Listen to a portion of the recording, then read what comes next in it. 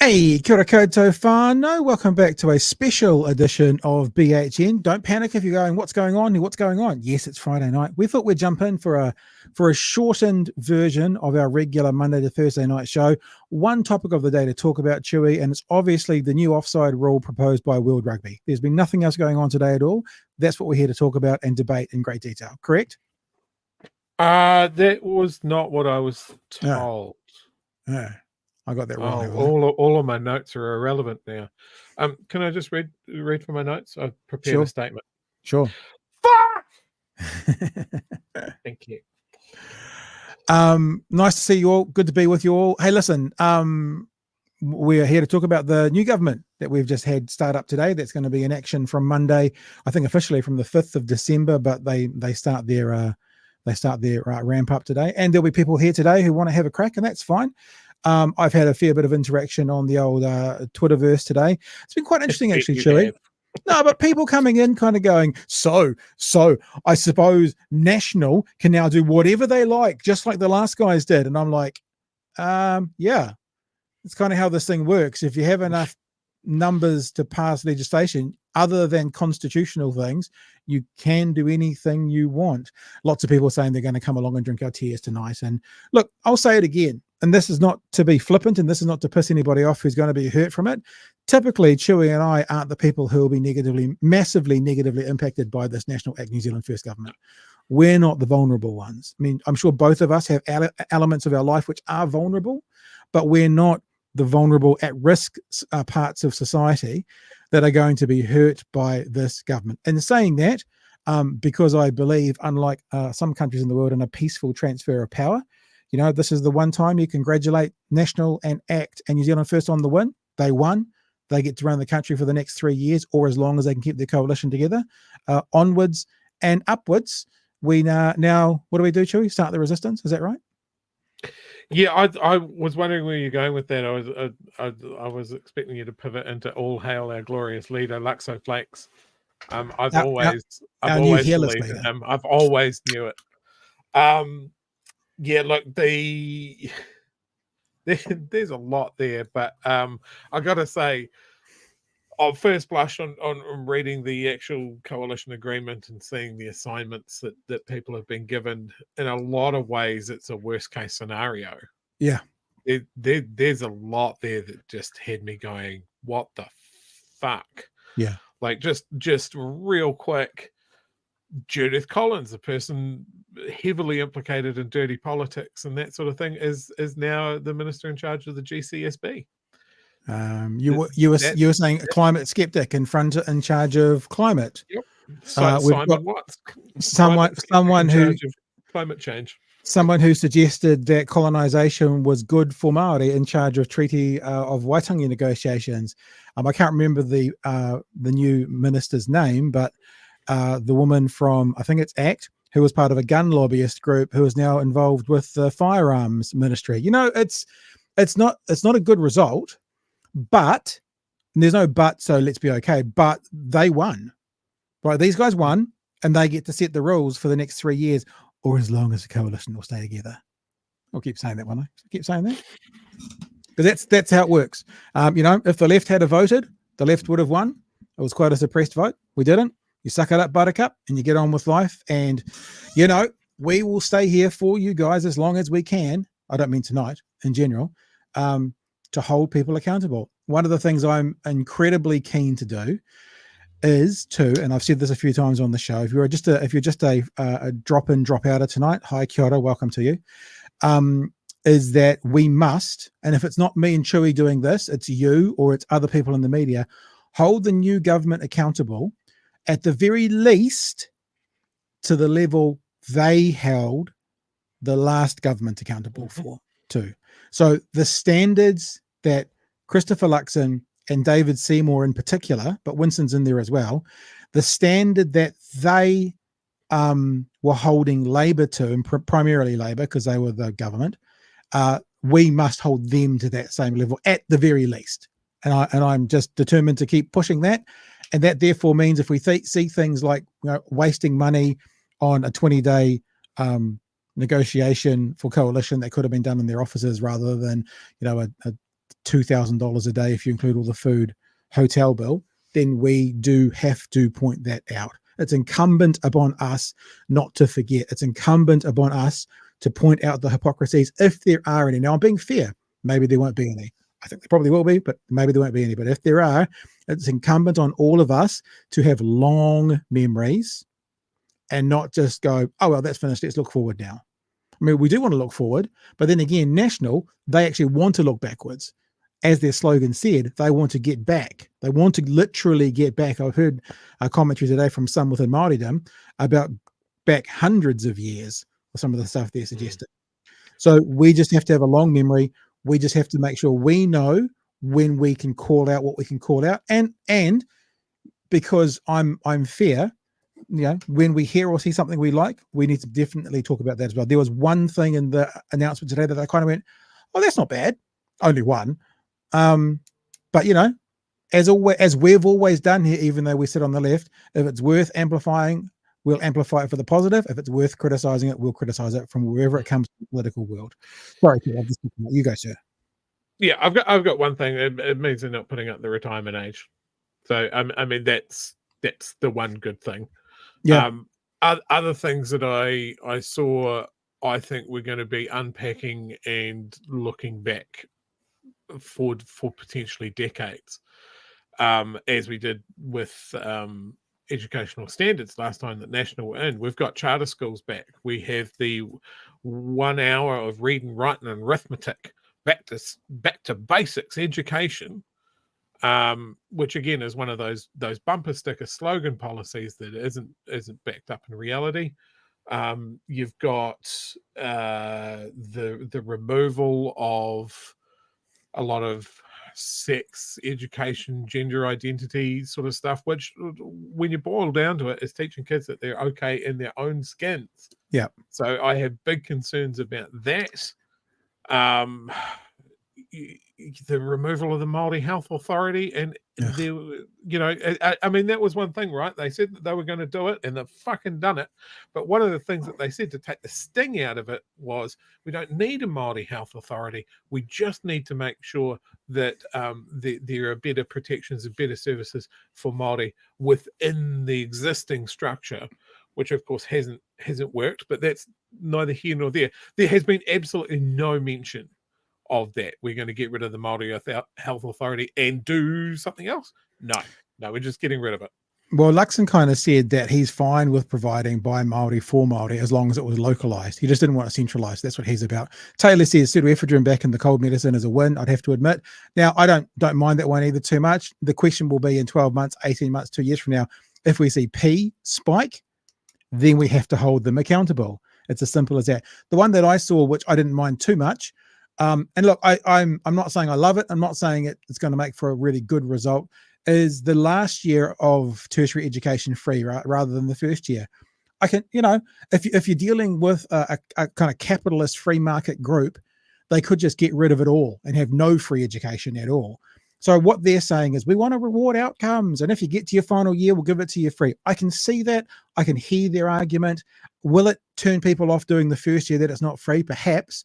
Will the people who did go for the first year, who then don't continue on, will not go at all now? Perhaps. I guess what I'm saying is I don't love it. I don't think it's a huge win. But maybe what I'm saying, Chewy, is it's also not a loss of a year of free education. At least it's still there. I'm okay with it. Not great, not terrible. I'm okay with it. I mean, I think they're missing the point of that program again.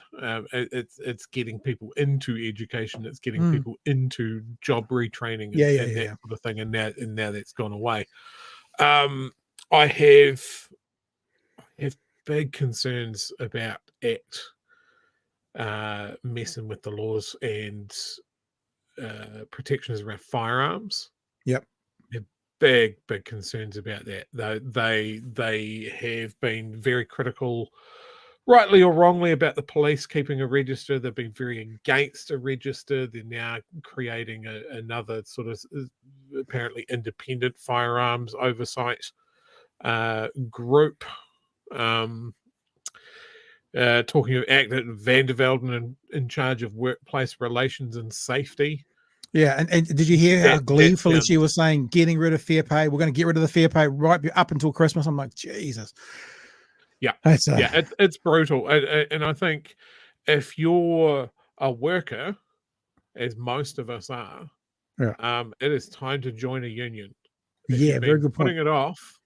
If you've been putting it off and going, oh, that's fine, there's workers' protections, we've got pretty good legislation, I don't need to join a union. I think it's a very good time. Well, listen. We're looking at things, they said the way to fix the economy is through massive job losses. So I'm joining a union. Let's get into it, shall we? Let's actually have a look at, I've thought of like 3 or maybe 4 clips from one news tonight. 1 is the general news, 2 is New Zealand First wins, 3 is ACT wins, and the 4th is all the issue around Māoridom and treaty news. Because it's just, I mean, I guess you got to say, of course, weren't you listening, people? But like day 1, boom, slam to Māoridom, like just in so many areas, just like bam, straight away. So let's just rip into it, shall we? And we'll play it a bit by ear. Obviously, we'd love to have your guys' input as we go along. We're not going to open up Discord tonight because we haven't actually planned to be here for a full sort of 90-minute hour show. We've kind of just jumped in to have a quick chat, and we'll see how that quick chat goes, knowing our style. So here's one news, 6 p.m. tonight. I watched the whole thing live, but here's some highlights that they brought through. Triple treat or triple trouble? We finally have a government, but will it be coalition cooperation or coalition chaos among these 3? And in an odd move, it's a game of 2 halves. If you looked at Winston Peters in the actual press conference, I watched the whole thing, you got to just go, it's already chaos. Now, they're holding it together, but the way Winston went off at the media, and Luxon actually had to go, oh, yeah, that's enough. Luxon actually said to Winston in the press conference, that's enough, that's enough. So he can't control them in the press conference. Imagine what the fuck they're going to do once they're behind closed doors in cabinet. Winston Peters and David Seymour share the Deputy Prime Minister's role. And I think we are using the talents of both of these leaders as Deputy Prime Minister. The fact that they have... Oh, there we go. Who had last night? Who had it? Who had bingo card, they'll share the role, have halftime match? Because some of you guys said it. I didn't say that. Yeah. Some people said that last night. They'll do half each. Would be bananas. I thought it would be bananas if they did it. But look, I don't think this is a bad solution, to be honest. Although you give one person 18 months experience, well, it's not experience because Winston's done it before, but then they go away as opposed to being, I mean, like you get better at it as you go through. Like, and then you only give David Seymour 18 months experience and he has to do it going into the next election. I don't know. I mean, I get it. Find it. Yeah, there you go. Peter said he picked it. And it is shared, I guess, even though even Winston had a bitch about that. It's not a shared thing. It's like, I'm doing it, then he's doing it. Yeah, it's fucking shared, you moron. Over the 3 years, you're doing half each. That's shared. Anyway. So congratulations, those of you whose lotto pick was they'll do 18 months each. I didn't think they'd do that in a million years. I thought they'd rather have both of them doing it for the whole time, but that was an interesting outcome. 18 months each doing the job is important. I'm looking forward to working with both of them, and I think that's respectful. Real change. That's the promise of this government. So how's it going to get there? Well, it starts with the country's biggest job share. Winston Peters takes the Deputy Prime Minister role first, then David Seymour steps up for the second half of the term. Co-governance. But coalition with third parties has cost That's exactly what it is. It is the definition of co-governance. Still one of its tentpole economic policies. The foreign buyers tax is out. Christopher Luxon still promising tax relief, though. He says they've got the financial buffers to do it. His plan to tackle the cost of living, what he calls Kiwis' primary concern, is by cutting wasteful spending and lifting economic growth. ACT has a new Minister for Regulation to cut red tape. And New Zealand First... So anyone building a house in the next 3 years, I'd check with your builder it's not going to fall down before you fucking live in it. All the regulations are gone. This proposal, the Regional Infrastructure Fund, gets a $1 billion boost. We have a team standing by. Yeah, Winston got the Consolidated Fund for Rural. We thought that would be something that ACT wouldn't let through, so that was interesting. So he got to tick that. So this is the Regional Development Fund all over again. And I mean, it's Shane Jones in charge of it as well. I'm surprised the ACT let that through. And I guess that's the negotiation, isn't it? To see how many race courses that's going to build. Yeah, I guess that's the negotiations. Win, lose, win, lose. To look at how election promises will turn into reality for Kiwis. We begin our coverage tonight with political editor Jessica Much-Mackay and how the 2023 government kicked off. After weeks of waiting, here they are, the trio in charge for the next 3 years. They should have done a slow-mo. Christopher Luxon. A slow-mo with Exhibit, like on Deadpool. What we have achieved together, I think, is historic, because it is, in fact, the very first time in New Zealand's MMP history that we have had a three-party coalition government. Hang on, I thought three parties working together was going to be chaotic, wasn't it? That was the accusation. That was bad. That was a bad thing. Yeah. That was the worst case scenario. Yeah, but now it's historically good. National, because it'll be three parties and it'll be chaos. Yeah, so and the tail will wag the dog if you have three parties on the left. Oh my gosh. All parties represented in cabinet. But he couldn't pick a deputy, so they're both having a crack, a new political quirk. Look, I mean, the reality is the convention over successive governments has been that you always want the coalition leader to be the deputy prime minister. Look at Winston, eh? What's he doing? He's like, it's honestly, he was, I mean, like, as an interviewer, he's quite fun to interview. He is fun, not in a good way, but he was repugnant in this. Like, he was revolting. How he spoke to the media and what he said was revolting. It was completely playing to his new cooker base. And it was just, honestly, there isn't a better, more apt analogy for old man shouts at clouds than Winston Peters in this press conference. It was really gross. And this is no different in this case. But don't call it job sharing. No, we're not sharing it either. I'm taking the first 18 months and David's taking the second 18 months. So if there's a 3-year term and you're doing half each, so like if I do a drop off to school and then someone else picks up the kids from school, are we not sharing the transport to and from school, you fucking muppet? Why did Winston Peters get to go first as Deputy Prime Minister? There's actually, it was a very magnanimous conversation with both gentlemen, to be honest, about how to do it, and it was respectful for everybody. It also means David Seymour is in charge leading up to the next election. Yep. They told me it was age before beauty. It's interesting that they're proposing to abolish co-governance arrangements when they're putting one in place for the Deputy Prime Ministership. It started off well. Well, thank you very much, Prime Minister. And David, congratulations. But it didn't take long for Winston Peters to tire of it. And don't argue about it. There's not a competition here. You want to argue with me? You should have been there before the election. Maybe I'd have got more votes. All right. So back to the point here. But it's good that Christopher Luxon is moving into a round office, given the circles that David Seymour and Winston Peters seem to be running around him, and no doubt will for the next 3 years. So will this new alliance go the distance? I think once Winston Peters has had his turn as Deputy Prime Minister, he's going to find some reason to kind of blow up the thing. I think it will be a struggle.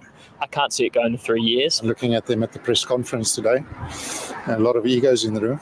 I think it's going to be interesting, a bit nervous. On policy, ACT wins a controversial select committee hearing into reviewing the principles of the treaty. New Zealand First gets to turn the spotlight on whether COVID vaccines work, a win for protesters, and his ACT's Nationals foreign buyers tax. How are you going to pay for tax cuts without the foreign buyers tax? Well, look, I want to be really clear. We are going to... I really hope someone goes through from this press conference. I'm not trying to be petty, but I'm so fucking sick of I want to be really clear. Like, I'm so sick of it already. You don't have to tell us you want to be clear. Just be clear. Yeah. When I worked in Talkback, I used to coach people, and people who do the thing and go, I'm going to go to the phones and I'm going to pick up phone number 4 and Jason's on phone number 4. Hi, Jason. You'd say to them, don't tell me what you're going to do and then do it. Just do it. I called it the Nike rule because I was cool. Just do it. Just go, hi, Jason. Just pick up the phone. Stop fucking saying, I want to be really clear. Just be clear. Now, unless what it is a bit of a tick, and every time you say that, like, you know, when Trump goes, he came up to me and he said, sir, with tears in his eyes. That's always bullshit. That's his tell that he's about to tell a lie. If this is a tell for Luxon when he doesn't want to be clear, he also needs to stop it. At least his PR people should be doing. I really over it already. I want to be really clear. The reason you say that is when you're explaining something that's not clear enough, which is a fault of you from day one. Sorry, Drew. I think it's a public speaking crutch, and I think it's chucking out 5 or 6 words while you're thinking about what you're actually going to say. It's his So, I want to be really clear. He's got a couple. Oh, look, what I'm saying to you is he's got a couple of these that are just kind of like, why, rather than just being able to answer the question, he's winding up to answering a question. Yeah. But yes, when you see it in these and you see how often he uses it, yeah, it's a lot, man. It's quite striking compared to other leaders. And he's just been asked about how he's going to pay for his tax cuts, and then he goes, "I want to be really clear." And in this instance, he's not being clear because they don't know how they're going to pay for these tax cuts.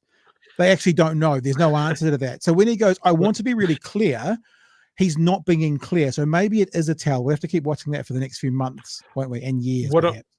What I'm saying to you, Pat, is that I want to be really clear. I'm physically incapable of it, but I want to. Yeah. Yep. All right, here we go.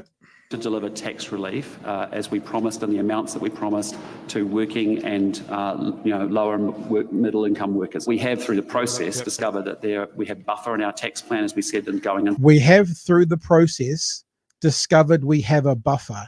So if when they started, through the process of being challenged by it, they've somehow found another $3 billion. Now, the whole plan was only about 17 billion, or was it 14 or 17 billion to start with? And through the process, they've discovered a buffer that's going to fill in that $3 billion foreign tax buy. Now, that either means he's not being very clear, in other words, he's lying, or they are terrible at legislation and projecting and forecasting and budgets. Because if you do a budget that's about 17 billion and you're out by 3 billion, that's a problem, Chewy. Well, we know that National aren't good at numbers, but does this mean that the books that they were given were better than they thought they were? Maybe. Let's keep going with our new hairless leader. To this, we also have additional savings and additional revenue raising mechanisms as well. So that's the bit we don't know. Additional savings and additional revenue, we don't know. We haven't been told that. All the people on Twitter today who are saying about, like, I got a tweet today by someone talking about Labor's racist agenda that they didn't tell us about pre-election. Well, the stuff he just said, they didn't tell us about pre-election. The additional stuff we weren't told about pre-election. Just remember, this is why we have to have long memories, and we have to hold them to the same standard as they held the Labor government to. I think we're done with Michael Riddell. We'll leave that one for now. We'll go look at a couple of other things shortly. But there you go. There's your general introduction, Chewy. I think I've already said what I was going to say, which is where's the $3 billion coming from? What are your thoughts? Yeah, I mean, it'll be interesting to see what it actually ends up being. We don't know because he's not being very clear. We know that the linchpin of his tax cut policy was the foreign buyers. Yeah. And that's gone. And what we said going in is that it was going to mean cuts. I think it's going to mean austerity measures. I believe that they're going to be turfing out a whole lot of workers. I believe that's going to be their economic spin the wheel. It is get a lot of people out of work. That's something that the banks were saying. It was something that economists were saying, that was the only way to bring inflation down. And I think, I mean, look, this is just anecdotal, but it's the Black Friday sales. It's the run up to Christmas and that sort of thing. Talking to a lot of people that work in retail, it seems that people are being a lot more careful with their money, because they're unsure of what's happening. And, that's one thing when your population is unsure of what the next 12 months is going to give you. You're not exactly free with the gifts around Christmas. Yeah. So, let me say something as well. It didn't come up in this one. I want to be really clear. I think it might come one of the following things. We heard about, they're going to take the level. This is a selling point for ACT in particular. So maybe it'll come up in what ACT gets, that package, that they're very keen to, immediately put into place the action of taking those backroom, bureaucrats they're keeping talking about back to 2017 levels. Let me just remind everybody, in 2017, our population was 4.8 million. Today, our population is 5.2 million. That means we've gone up by 10%. So if they take the numbers back to 2017, there are actually 10% fewer backroom workers that service us and service the front line. That's what they're trying to do. So they haven't been very smart about it. They should at least be saying, we're going to take it back to 2017 and then add on whatever the population increases to keep people, up to speed with the population, being able to service the population. So they are talking about going backwards. They are talking about looking backwards. And I'll tell you one thing, I've written it down because you talked about it, Chewy. One of the things that frustrates me is one of the things that National's done very, very well in this election cycle, and that's laid the blame for our education system squarely at the feet of Labor for the outcomes of 15-year-olds. And I'm going to say it again, and I'm going to have a long memory on this. The outcomes of the 15-year-olds today are a direct result from the education standards and the new education, the way schools run, that National put in 2011. 2011 was 13 years ago. When they put that in, the 15-year-olds were 2. Then they went through a national government and then a Labor government under the national government rules of national standards. So they've done very, very well doing squirrel, look away, and blaming Labor for that. And now they're taking credit for fixing the system that they created in 2011, not Luxon, but National. Now they're talking about charter schools and getting onto it and fixing up all these problems from the education system. And what they're doing is they're literally saying, we're going to go and fix the system that National broke in 2011. And if you don't believe me, just go back and have a look around 2011. All of the education sector, all of the teachers, all of the principals predicted this would happen within a decade of these national standards coming in, and it's happened. So I just want us to have long memories, and I'm going to put it back there again, that every time National or ACT in particular comes out about charter schools and fixing the school system and where it is now, that's cool, right? Fix the system, fix the problems. No one says it's perfect, but when you do it, just remember it's thanks to your coalition partner, National, that it's in that state. That's just got to be put out there. I mean, I saw that this is a quote from ACT as well about the tax cuts. The much promised tax cuts will still be delivered, with tax cuts for landlords being advanced on a quicker timeline as a result of ACT's advocacy. REINZ's got their payoff, haven't they? Yep. So they'll be paid for through spending cuts and new revenue sources, but notably not the foreign buyers tax after that was canned by New Zealand First. That was from an ACT statement.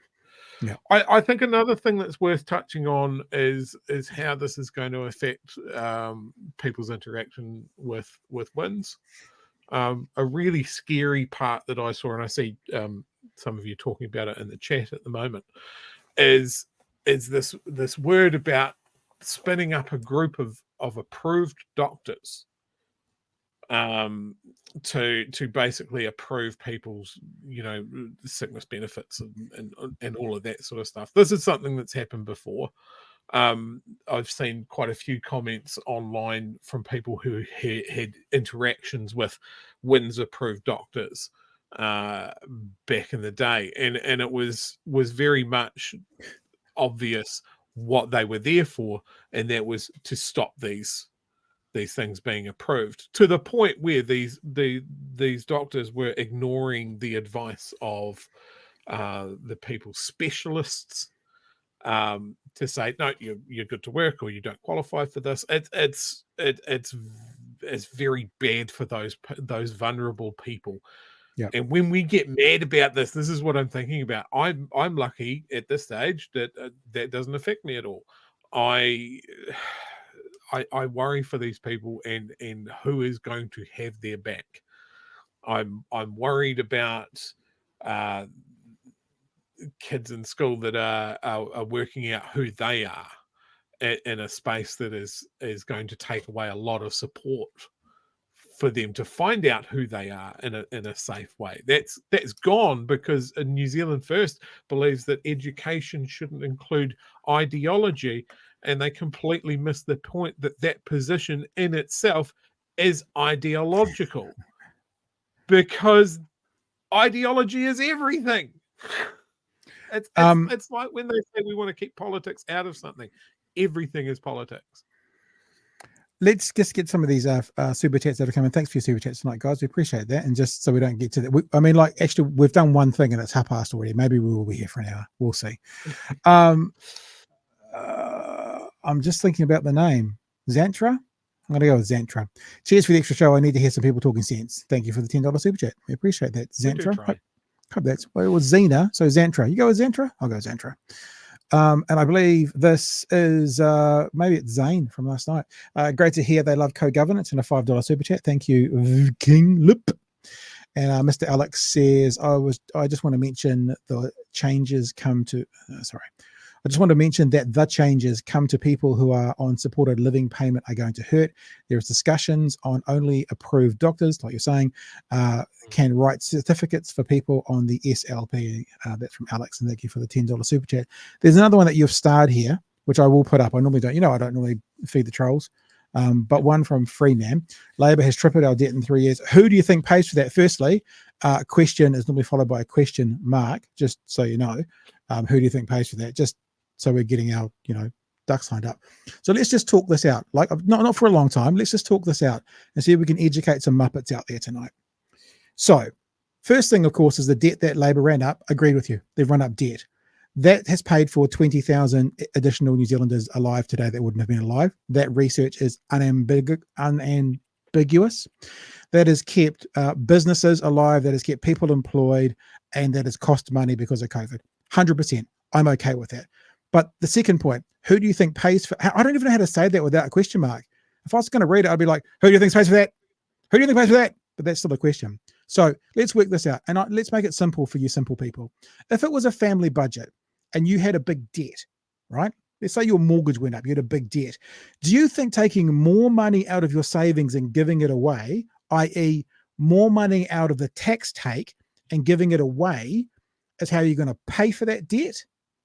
Because what National's saying, right, is we get this much tax take.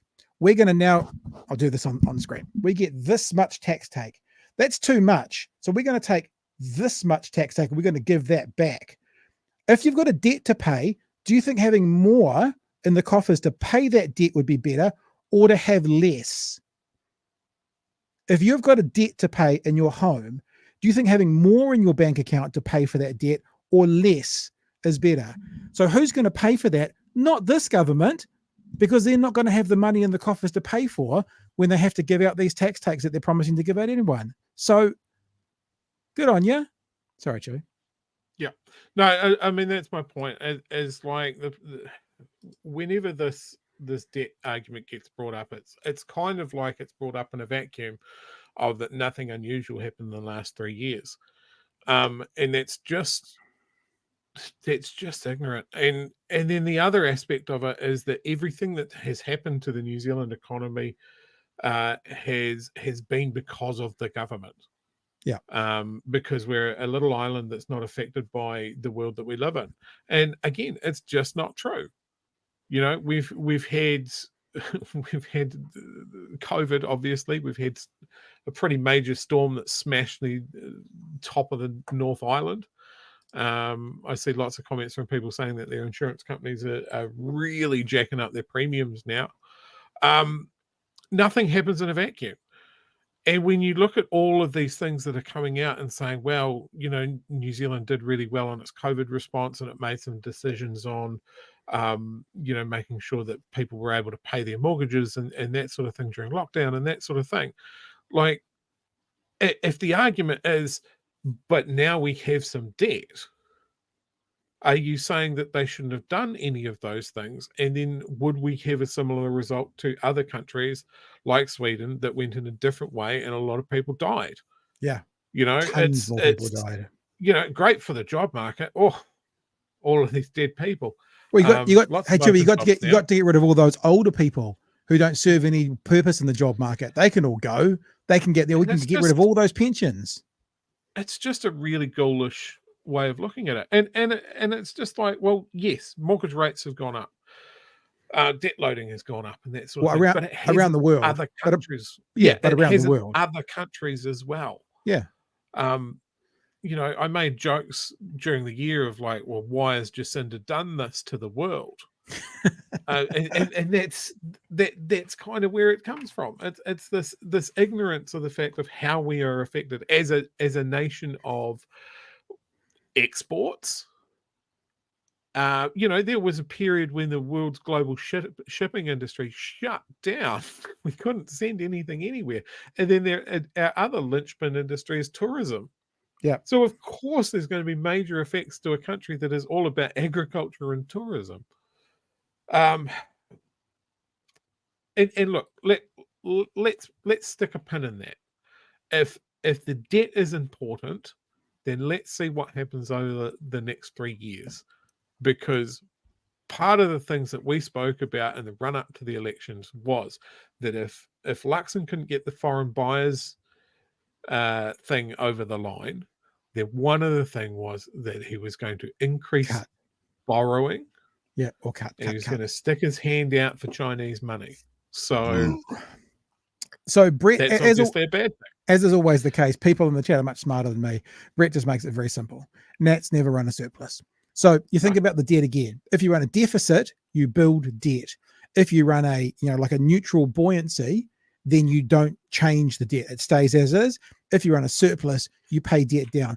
National's principle is we want to give money back and run it at a neutral standing. If they're running at a neutral point, they don't have the surplus to pay that debt back that everyone's so concerned about. So yeah, so that, and of course, if you keep the debt as it is, it increases and it grows because of interest that's on it, et cetera, et cetera, et cetera. Anywho, let's have a look at the next. I do want to get to a couple of these clips. We could just talk the whole night, but this is, I think, talking about. Let me get the headline. Well, this is the policy wins that ACT has got. Well, the larger of the two minor parties in the coalition, ACT, has also had policy wins. The party leader is getting a new portfolio of his own. For a look at what David Seymour's got across the line, here's senior political reporter Benedict Collins. It was ACT's election year performance that put them on the negotiation podium. The talk's now over. Today, David Seymour revealed ACT's hand. I believe that we have made a positive and substantial contribution to this government's agenda. He'll be charged with culling regulation. Because we spend too much time. Does that sound as terrifying to you as it does to me? Culling regulation. So let's start building houses without regulations. Let's, property rights. It's like, what do you mean? Regulations are a safety net. I mean, I'm not saying there could be one or two that are unnecessary, but in general, to say culling regulations, that sounds like a mass exit of regulations. That's terrifying to me. And again, remember, me and Chewie will say this, we're not the ones that in general this will impact in a really serious way. All of us can be impacted in some way, but the people that will lose out most of all from this kind of governing are the vulnerable, the disenfranchised, the minority. They're the groups. That's why people talk about the left votes for we, the right votes for me. And you hear it in this because it's like, I don't want to have to do that. I don't want to have to follow those rules. I don't want to have to do that. Whereas other people are like, but hang on, those rules might be there for a reason to protect someone else. And that's what we're up to. Should I keep going, Chewie, or do you want to jump in there? There's only I just want to say that the big one that springs to mind whenever we talk about culling regulations is that we'll end up with leaky homes again. Yeah. And that is something that, again, it was something that people were dealing with for decades. Yep. Finding out that the house that they built was riddled with black mold because, there was no regulations about the eaves of your house or how your roof drained and stuff like that. It's worse than that. It's not that there were no regulations. It's that the fuckers changed the regulations to make it no regulations and then change them back. That's why houses built in the 60s don't have that problem because they've got eaves. Ones built in the 90s that were built like a Mediterranean style with no eaves. So they made it. So what are these guys now going to allow that potentially, I mean, we can't say absolutely, but potentially in, 10, 15, 20 years, it's going to be like holy crap, what's wrong with this building? I'm glad they got rid of those regs all of a sudden. Yeah. All right, keep going. I'm complying with bad rules and not enough time being productive. 3 strikes legislation will be brought back, as will charter schools. What we're doing right now is not working. We must do better, and we know that we can. What I don't understand is why, when there is international research that says something won't work, 3 strikes is a perfect example. Overseas, it's three strikes and you're out. New Zealand ran 3 strikes and the max. International law, international research, everyone says it doesn't work. Why do these guys go, this is what we're going to do? It has to be, Occam's razor would say, it has to be they're just speaking to their base. They know it doesn't work because there's oodles of evidence that says it doesn't work. So it must just be, there's 2 possibilities. They're either fucking morons or they're just speaking to their base. That can be the only two logical conclusions, as far as I'm concerned. Yeah, three strikes drives me fucking crazy because of what you said. All it's accomplished when it's been implemented overseas is absolutely spiking the prison population. It doesn't deter crime. There you go. And they're going to weaponize this against younger and younger people, and browner and browner people. And then turn around and go, "Oh, the prisons can't handle it." Well, we're going to stick our hands out to Serco again. Private-public partnership. Get used to that term this election season. Yeah, I wasn't a fan historically, and I suppose like any sequel, if the sequel is exactly like the first movie, everyone's a little bit underwhelmed. Under the Deal Act gets 5 ministers, and they say they've got work to do or undo. But the first thing on my mind is workplace relations and safety, repealing the fair pay agreements by Christmas. The first thing on my mind, repealing fair pay agreements. That's the first thing before Christmas. That's the first thing. Yeah, nice. A new Arms Act that actually looks at making sure that safety is front and centre when it comes to firearm ownership, possession. And Nicole McKee, she's the gun lobbyist, and she's now involved with firearms for the whole country. And use. I want to see changes where we're putting the best interests of our children at the forefront for all our decision making. And respectfully, I know nothing about that lady. But when I hear her speaking, I think, I wonder if she's anti-trans. I don't know. I don't have a clue, but it just has that vibe to it. Maybe I should do some research before I open my fat mouth. Party leader proud. And I'm just thrilled that these guys are going to be in cabinet. That's fantastic. As part of their agreement with ACT, the National Party has also promised to carry out thorough reviews of their plans to build a new medical school in Waikato and to roll out 10,000 public EV chargers to make sure that these projects stack up financially before they're given. So in other words, EVs are gone. They're off the table. They won't be happening. Chewy's gone as well. He'll be back shortly, though, I'm sure. In by ACT will make it easier for landlords to get rid of tenants again. Landlords will again be treated with dignity so that more people might want to be one. Landlords are treated with dignity. Renters or first home buyers who will be pretty worried about, what that agreement says. And easier for tenants to keep pets. And especially if that pet is a very good boy, in which case pet bonds will be available. And as they relief on the way for those under the weather.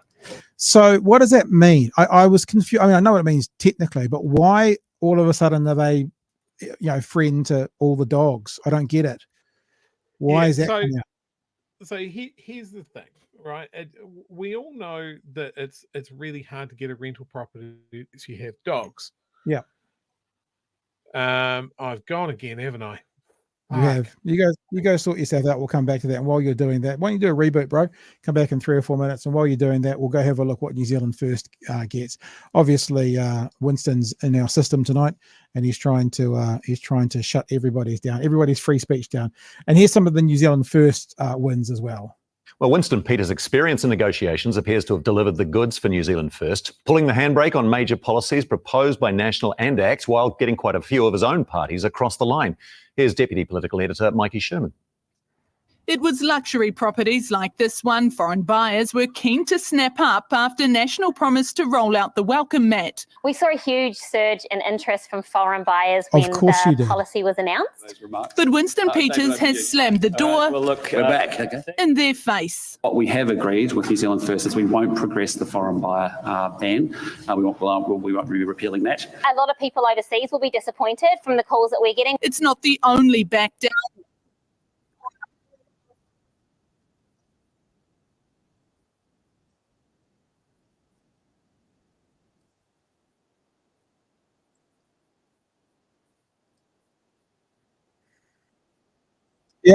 So there's lots of people who think that's a win for them. I think that's good. We mentioned that this evening. There's a one positive to come out of it: retirement age staying where it is. But also remember, the retirement age. This is the thing that they haven't talked about. Can't stay where it is right now, and us keep paying for it the way we are, because that's going to end up as the population ages. There's fewer people to pay.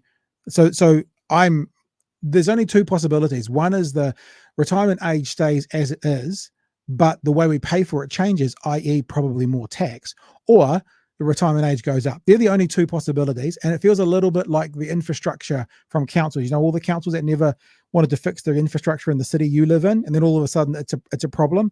If they don't get on top of it, and if they don't start funding it now, they don't make that decision, then what's going to happen is it's going to be a problem in the future too. I was just saying about the retirement age. We're okay with it staying where it is, obviously, but it can't be funded the way it's being funded now.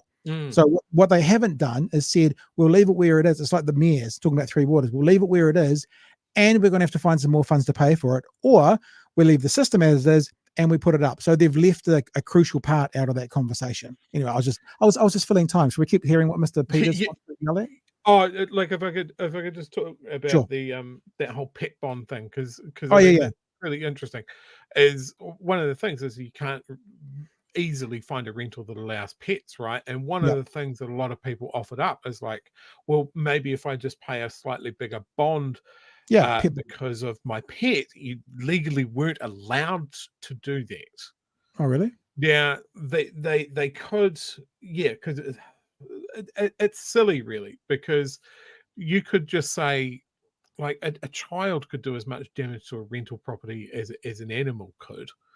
And it's like, it doesn't need any extra legislation. But here is a way now that landlords can ask for a bigger bond. And we know how landlords are with bonds. So I think this is just another cash grab for landlords when it could be legislated, some piece of legislation around fair dealing with animals and rentals. Like, it should just come under the whole thing of like, yes, you pay a bond, and then it doesn't matter whether you have a child or a meth addict or an animal. Like, if the property's not up to snuff to getting the bond back, it shouldn't need another extra special bond.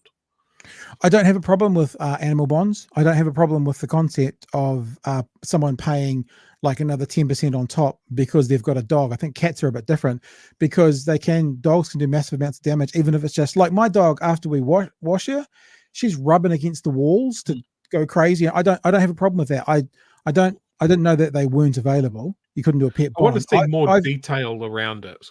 Yeah. And let me just say as well, I'm just noticing in the chat, there's a whole bunch of people. This has happened to us once before, Chewy, when you kind of crapped out that we lost our sound. And I think we've done it again tonight. We've lost our sound from here. Let me just play this and see if people can hear it. I'm just going to play 10 seconds. It doesn't actually matter because we can just talk through the rest of the evening and it's already kind of 10 to 10 anyway. We've had a good rant. Just tell me, I'm just going to play 10 seconds and I'm going to turn it off. And this has happened once before when Chewy, when you packed up, we lost our sound. I'm going to play it now. In the same way that David Seymour did for his. And Mr. That's all I'm going to play. You guys can, because there's like a 10-second delay, you guys can tell me in the chat if it's turned in or turned out or not. I don't know what's happened, but this has happened once before. That we have. Oh, sound is good. Okay, so there we go. Sound is all good. Sound is all back in. We're not going to play that whole thing again. You saw the imagery. They were talking about all the stuff they were getting. And I mean, you were talking about the retirement age. We've spoken about this before. Yes, funding super is an issue. But it seems that the only solution that people have is to put the retirement age up rather than look at other means of funding it. How much funding do we need to retain super at 65? Yeah. That's what I need to know. I need to know the number, and then I need to have someone have a look at it and go, right, well, to do this, we need to invest in this, or we need to have a tax that covers it, or whatever. But we know that they're not going to do it. They're going to half-ass it. And I think they're going to half-ass, what was the other thing I saw? You mentioned EVs earlier. They're talking about an electronic road user charge targeted at electric vehicles first. Yeah. And that's all the detail that we have on that. I brought that up as you were dropping out because Seymour said something about they want to see all the pricing before we roll that out, which means that's not going to happen. Hey, let's keep trucking because there's a couple other things we want to get to, and this is probably one of the more important ones as well. I'm going to play just a second or two of this to make sure you've still got the sound. Well, leaders across Māoridom are warning there could be protests in the streets. That's it. I'm just going to stop it there until you guys come and tell us you can hear it. Protest in the street, and if you can hear it, I'll just push play and we'll keep going because this is quite an important one that we need to play before the show is out. We thought we'd be here for half an hour, so knowing us, an hour will be about right. All right, sound is good. Here we go. Now, the incoming government's agreed to introduce a bill on the Treaty of Waitangi. Although it's not quite the referendum that David Seymour wanted, the idea has left many reeling. Our Māori Affairs correspondent, Te Aniwa Hurihanganui, reports. Since 1840, our founding document has been at the centre of protest. Fuelled by different views on what Te Tiriti o Waitangi means and how it should be applied. Now there fears a new bill to redefine its principles will create more division than ever. There isn't one thing there that doesn't say to us, we're out to quell your voice. Pushing a referendum on Te Tiriti o Waitangi or anything that puts the treaty under threat will cause huge disruption and no doubt unrest on the streets. I tōku nei rongo, te hia o David Seymour, kia hakakahore I te tiriti o Waitangi. For people listening to the audio podcast, the Māori basically said, my paraphrase is, it seems that David Seymour wants to erase the Treaty of Waitangi. He will not succeed. That was what that was. E kore e tai. E kore e tai. The bill is a win for David Seymour, despite not getting the treaty referendum he asked for. For the first time, debating democratically what our founding document means in the modern age. But the Waitangi Tribunal has already spent years doing exactly that. Yeah. In 2014, a landmark report declared Māori never ceded sovereignty. There's concern the bill could contradict that finding. That is a misunderstanding that a lot of Pākehā have in this country, that we ceded sovereignty. We didn't. The government also wants to review most legislation that references the treaty.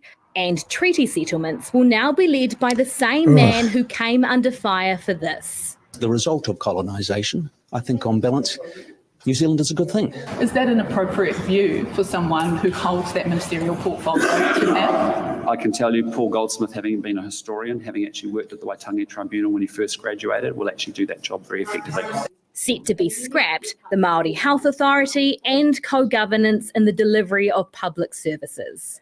The government's also requiring most agencies communicate primarily in English. 50 years of fighting for te reo Māori, for it to be taught in our schools, it absolutely is devastating. Hearing it today that reo Pākehā is going to be in the forefront and across all ministries. A wave of change on the way that could test our treaty relationship like never before. Yeah, pretty revolting, a lot of that. And I mean, to give you an idea, let me just read something from News Talk ZB. Winston Peters was on it this afternoon. Speaking to News Talk ZB, Heather Duplessis-Allen this afternoon, following the signing of the coalition agreement with National and ACT, signalling the formation of a new government, Winston Peters called Te Reo Māori names for departments tokenism. The agreement struck between New Zealand First and National included requiring public service departments to, quote, have their primary name in English, except for those specifically related to Māori, end quote. It also included a requirement that, quote, public service departments and Crown entities communicate primarily in English. And sorry, talk about tokenism. Respectfully, they do right now communicate primarily in English, because that's how all of their communications primarily come out. He goes on to say the majority of New Zealanders want Waka Kotahi NZTA, this so-called boat on the road, to actually fix potholes up. If you ask the Māori in Hokianga and the East Coast what they want their road fixed, and not this tokenism.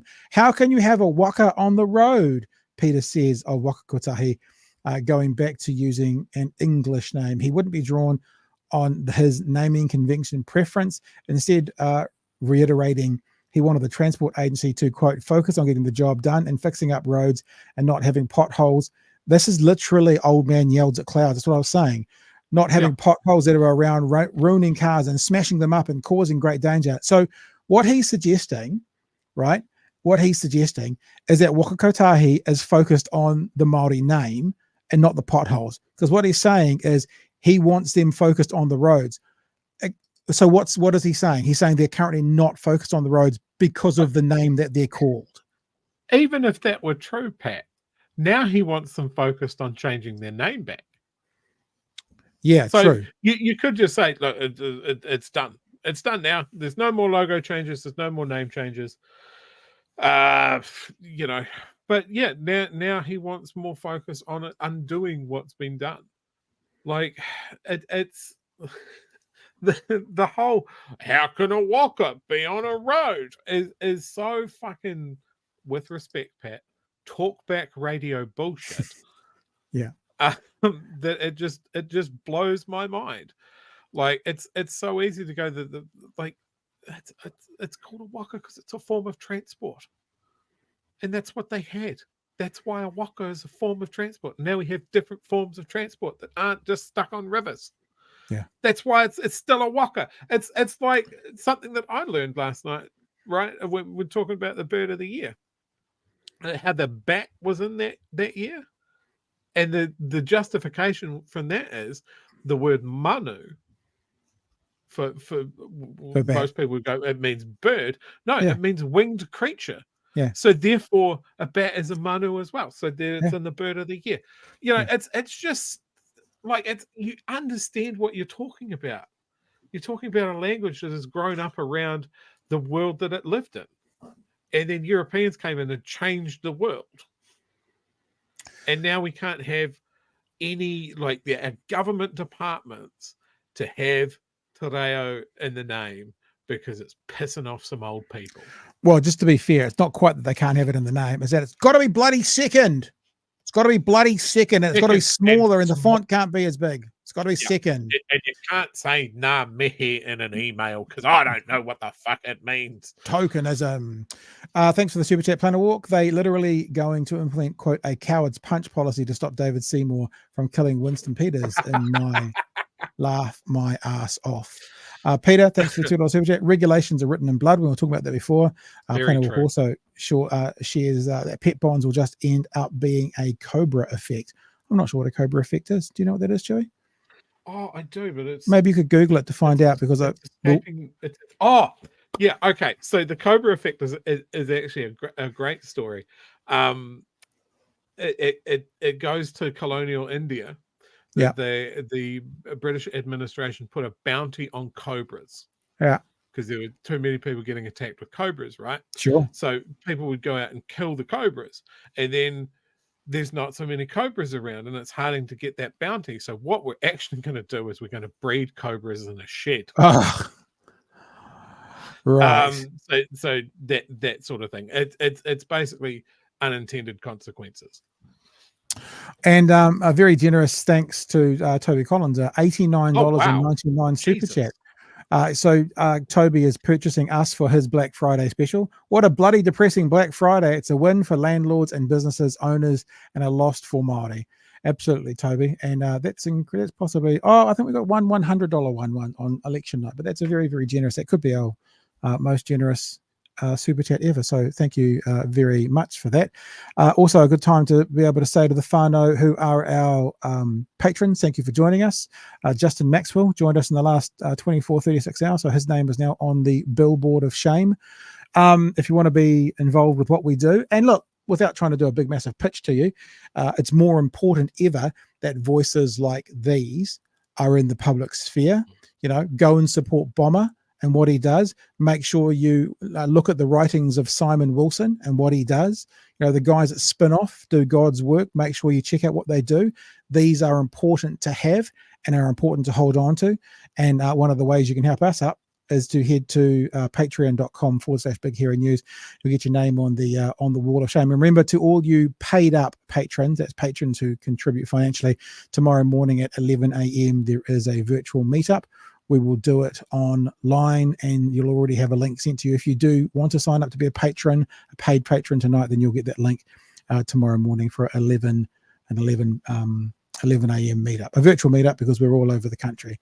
And whilst we're here and whilst we're talking about it, before we drop numbers too many, if you do have a second and you haven't done so already and you would be so kind, we would really appreciate you heading to the nzpodcastawards.com/nominate and nominating us for the listener choice. The links have just gone into the chats again, I think for the third time tonight.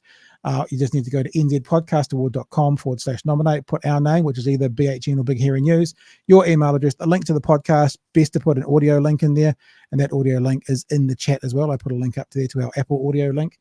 And whatever lovely comment you want to say about us, that's nzpodcastawards.com. Meet up tomorrow morning at 11 a.m. Other than all of that, Chewy, any kind of final words?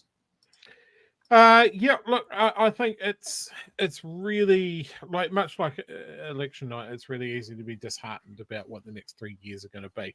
I think harness that rage, which is something I saw from a Dutch friend of mine online yesterday. The Dutch had a big swing to the right in their election yesterday.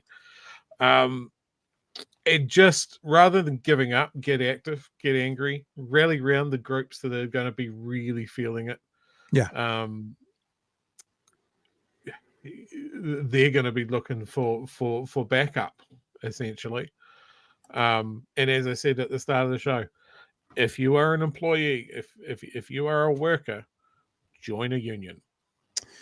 Yep. I think that's great advice. And just a reminder, because someone mentioned it, we are still the #1 news commentary podcast in Swaziland right now. So, just saying, we finally struck it big. We got the #1 podcast for news commentary in Swaziland.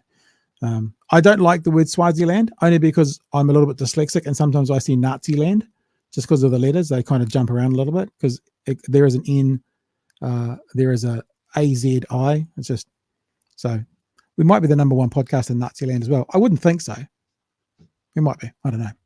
And I would say much. I saw that going around today. Actually, that's a very good Photoshop of Mr. Luxon in particular. The other two are, same old, but of Mr. Luxon, it's very good. I would echo much the same. If you're someone on the left and you're not necessarily the most vulnerable and the ones that are going to get smashed most of all, just think of them first and foremost. Do what you can do. Keep up the good fight. Stay tuned into us. Subscribe to the audio podcast. We're here Monday to Thursday, 9 p.m. And we won't talk about it tonight, but if you want to know more about us and what we do, head to my Twitter feed, and there is a pinned video on the top of my Twitter feed that basically talks more about what we're looking for 2024. Because I'm not putting this out there as a guilt trip or anything, because everyone's replaceable, but voices like this are important for the next 3 years, whether it's this, or whether it's, we talked about Bomber, or there's plenty of other ones, but voices like this are important. So Maribeth, thank you for your $10 super chat. Keep doing this, guys. We'll keep doing it for as long as we can, Maribeth, and thank you for your super chat. We appreciate that. All right. Well, normally we try and do an hour long show. It takes an hour and a half. So I guess it would only make sense that a half-hour show will take an hour, and it's done. So thanks, team. Thanks, team, very much. Quick little super chat there at the end from Liam. Reviving Independent School Funding Act from Liam. Thanks for your super chat there, Liam. And we'll catch you Monday night. Audio podcasts all through the weekends. We've got highlights of the stories this week. So tune into the audio podcast through the weekend. And also there's lots of clips coming out on TikTok over the weekend, on my TikTok at Pat Britton over the weekend. And other than that, we'll be back live as long as we still have a country, I guess, as long as all infrastructure hasn't fallen down in the weekend, who knows? We will see you back here 9 o'clock Monday. Oh, did we break 4,000? Oh, that's good. Nice. Thanks, Nick. Nice. I knew we were close to 4,000, but I wasn't sure how close. Okay, so we got a few subs on tonight. Yeah, and subscribe to the channel while you're there, because when we do jump in like this on a night that is not regular, then you'll get notified if you ring that bell, especially on YouTube. I don't think there's bells on Twitter, but whatever. All right, team, all the best. Catch you Monday night from 9 p.m. for another edition. Stay safe through the weekend. If you're in Dunedin, we'll see you at the markets tomorrow morning. If you're a patron, a paid patron, we'll see you at 11 a.m. tomorrow morning on Zoom for a whānau meetup where we can all have a beer together, even though it's only 11 a.m. in the morning. All right, team, we'll catch you when we catch you. Hooroo.